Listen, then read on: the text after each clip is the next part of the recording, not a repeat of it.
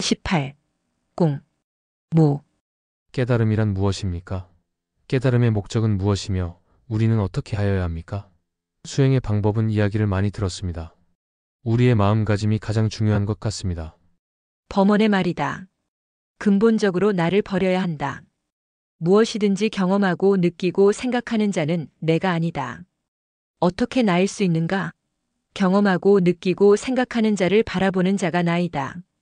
즉 의식이 나이다. 행위하는 내가 있다면 남도 있어야 한다. 그래서 세상은 나가 창조하고 있는 것이다. 마음의 상대성이 세상을 만들고 있는 것이다. 이 세상을 만든 장본인은 나이다. 나라는 것은 바로 사념이다. 사념이 있는 한 어젯밤 꿈처럼 꿈의 세계는 전개된다. 밤에는 밤의 꿈을 만들고 낮에는 낮의 꿈을 만든다. 이렇게 해서 고뇌의 바다가 우리 주위에서 떠나지 않는다. 그 사념이 만든 고뇌의 바다에서 허우적대고 있다. 일체의 경험, 사념, 느낌은 나가 아니다. 이 모든 것들이 떠난 곳이 참 나이다. 그러므로 오쇼는 제3의 눈에서 물을 발견하면 그대는 깨달음을 얻은 것이다. 라고 말한 것이다. 즉 진리는 무이다. 내가 아닌 것만이 경험되고 내가 아닌 것만이 생각, 느낌, 시각으로 다가온다. 이것들 모든 것을 지켜보는 자 순수 의식이 나이다. 순수 의식은 빈 거울이다. 즉 무이다.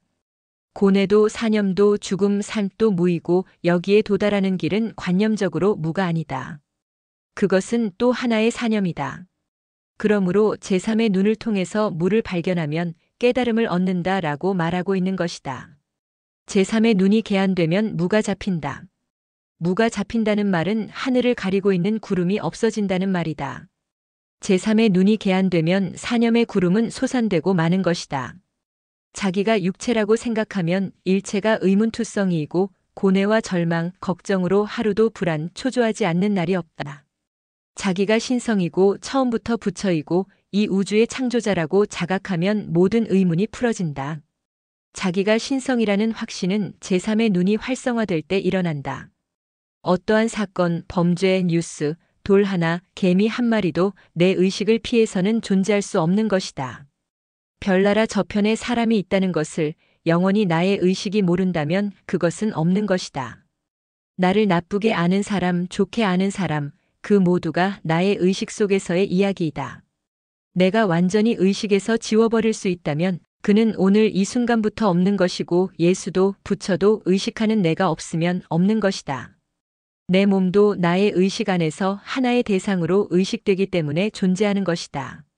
신도 천당도 지옥도 이 대우주도 내 의식 밖에 있다면 무이고 지켜보는 순수 의식 이외에는 아무것도 제1원인이며 일체의 원천자는 없다. 기타는 일체가 나의 사유에 불과하다. 영원히 대상이 되지 않는 자, 시간과 공간의 창조자, 지금 여기에 영원히 존재하는 자는 단 하나니 나의 순수 의식밖에 없는 것이다. 그러므로 제3의 눈을 활성화시켜 그것을 즉 진리를 완전히 얻도록 하는 것이 최대의 과제이다. 양 눈썹 사이나 양눈 사이에 있는 제3의 눈자리에 둥근 흰 점을 마음속으로 찍고 안에서 보면 된다. 멀리 보면 별이고 가까이 보면 흰 점이다.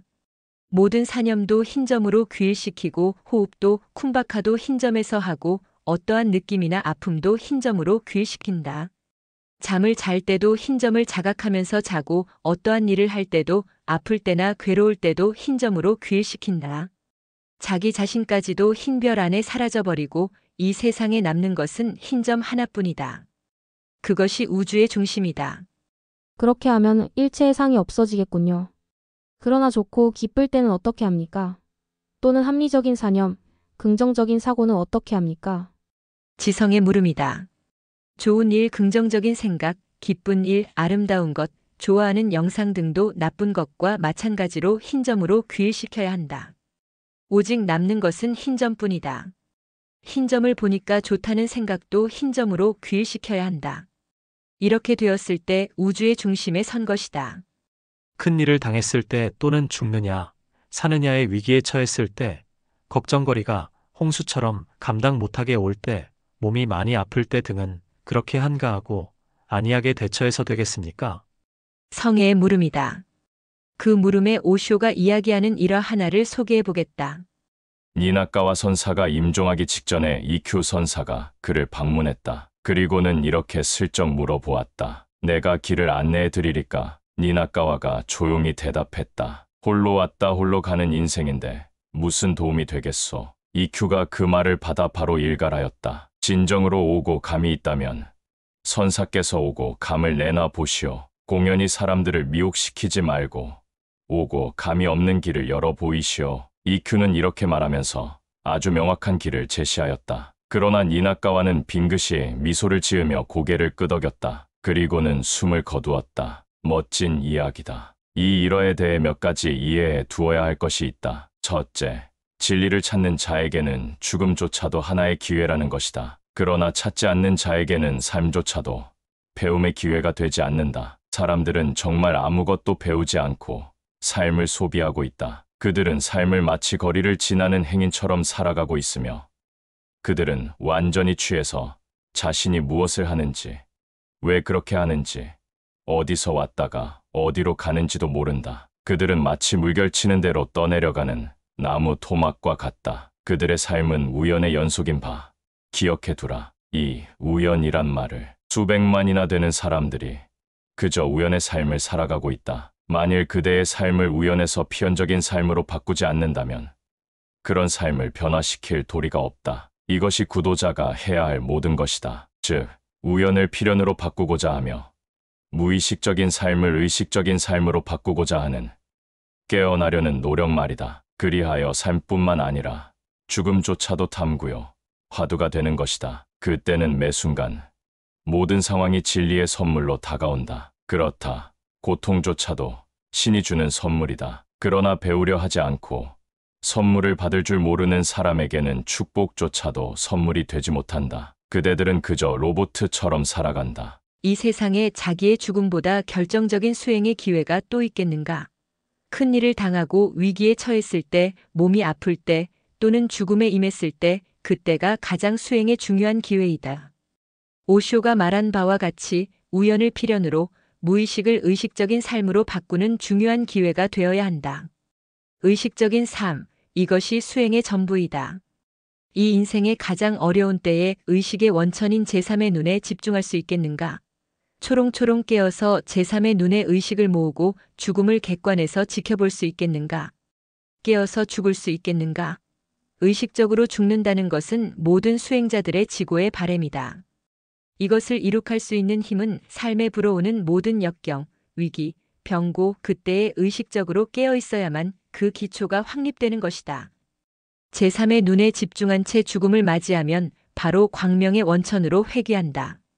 는 바가바드 기타의 말처럼 불멸의 경지에 서는 것은 확실한 것이다. 죽을 때, 괴로울 때, 위기 때 제3의 눈에 집중하고 지금 여기에서 지켜보는 자로 미동도 없어야 한다. 바르도는 말하고 있다. 신체에 어떠한 일이 있어도 그곳에서 떠나지 마라.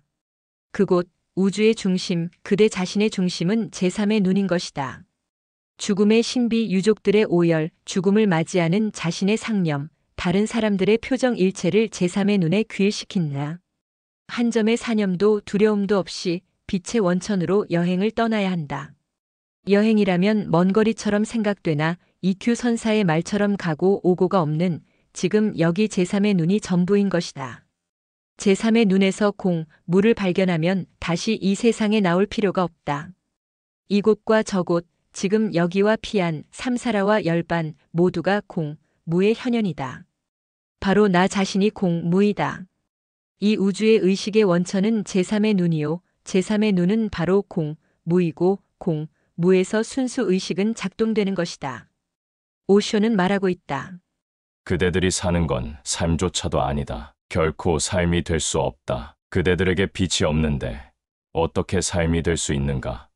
기계처럼 왔다 갔다 하는데 어떻게 삶이라고 한단 말인가? 어머니 뱃속에서 나왔다고 다 삶이 아니다. 깨어있는 의식에 의해서만 삶이 되살아난다. 그런 까닭으로 오직 명상하는 사람들만 살아있는 것이다. 그 외의 사람들은 자신을 속이고 있을 뿐이다. 그들은 진정으로 살고 있는 것이 아니다. 수천, 수만 가지의 일을 죽을 때까지 쉬지 않고 해서 부를 얻거나 권력을 잡고 이런저런 야망을 성취할지는 모르지만 결국 그들의 삶의 결산은 언제나 제로이다. 제3의 눈이 활성화되면 잠은 안 자도 되는 것입니까?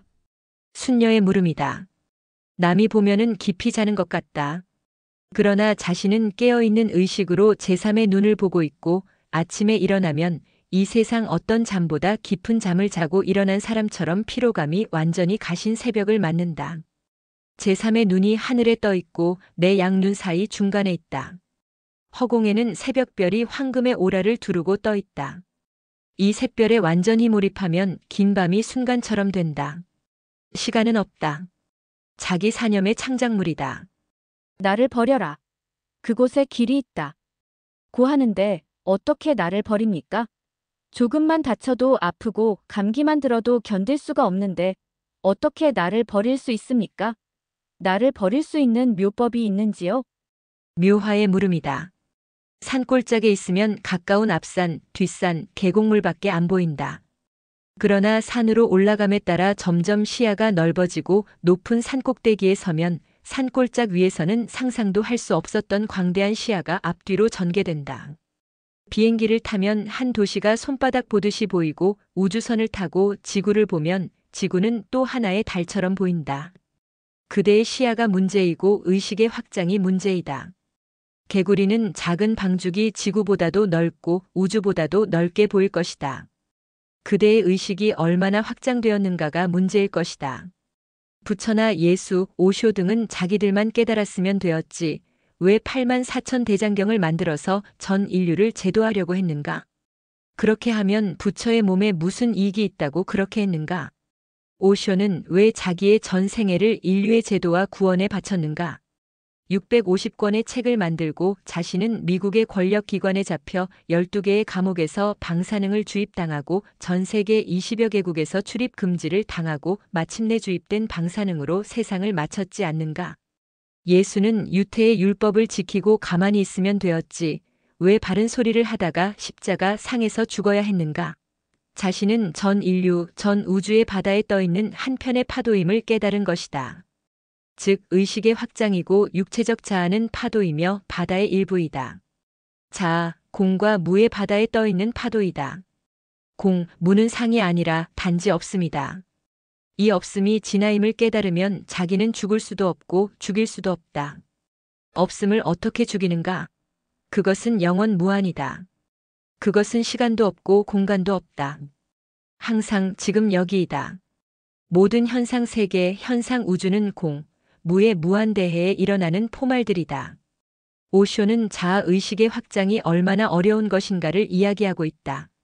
그것은 영원한 죽음이다. 그것은 영원한 죽음과 같다. 이 바다에 합쳐질 때는 강물처럼 뒤를 돌아보고 있다. 지난 과거의 아름다운 추억을 회상하고 있다. 평온을 흐를 때의 그 평화로움과 절벽으로 떨어질 때의 그 어마어마한 에너지 현상을 추억하고 있다. 바다에 합류하려는 그 순간은 강물조차 잠시 머뭇거린다. 지나온 모든 추억과 경험을 재음미하기 위해서. 그러나 이 상태에서도 머뭇거리지 말아야 한다. 오쇼는 계속 말하고 있다. 그대가 무르익을 때 그대는 떨어질 것이다. 그때 벌레들이 그대를 파먹고 사나운 새가 와서 그대를 즐겁게 쪼아 먹을 것이다. 그대는 수많은 음식을 즐겨왔었다. 이제는 그대가 즐김을 당할 차례이다. 모든 것이 녹아서 만나고 융합한다. 그런데도 걱정을 하는가? 이는 일어날 것이며 이미 진행되고 있다. 오직 전체만이 산다. 개체는 거짓이다. 오직 궁극적인 것만이 산다. 다른 모든 것은 단지 그 속의 파도일 뿐이다. 파도는 일어났다. 사라진다. 누구인가 바로 코앞에서 정면에서 실제를 바라볼 때 돌연 거기에 아무 문제도 걱정도 없다. 왜냐하면 전체는 그대가 살든 말든 계속 살아있기 때문이다. 그때에는 그대의 죽음이 문제가 아니며 또한 그대의 삶도 문제가 아니다. 그대는 수백만 가지의 방법으로 전체 안에서 살 것이다. 어느 때 그대는 열매가 될 것이다. 바로 힌두교에서 말하는 수백만의 요니에 대한 개념의 참뜻이다. 어느 때 그대는 동물이었고 어느 때는 곤충이었다. 어느 때 그대는 나무였고 어느 때 바위였다. 그렇게 삶은 지속된다. 그러므로 어느 의미로는 그대는 아무도 아니다. 다른 의미로는 그대는 텅 비어있고 다른 의미로는 꽉 차 있다. 어느 의미로는 그대는 하나도 아니지만 다른 의미로는 모두이다. 왜냐하면 그대는 분리되어 있지 않기 때문이다. 분리는 걱정을 몰고 온다. 만약 그대가 불안하여 번민하고 있다면 이는 그대가 스스로 분리되어 있다고 느끼는 것을 의미한다. 그대는 공연히 문제를 만들어 내고 있다. 그럴 필요가 없다. 왜냐하면 전체는 계속 살아있기 때문이다. 전체는 결코 죽지 않으며 죽을 수도 없다. 오직 부분만이 죽는다. 그러나 그 죽음은 정말 죽음이 아니다. 그것은 재생이다. 여기에서 그대가 죽고 저기에서 그대가 태어난다. 문은 아무것도 없는 것이 아니다. 문은 꽉 차 있다. 문은 죽은 것이 아니다. 문은 일체의 생명 속에 현현하고 있다.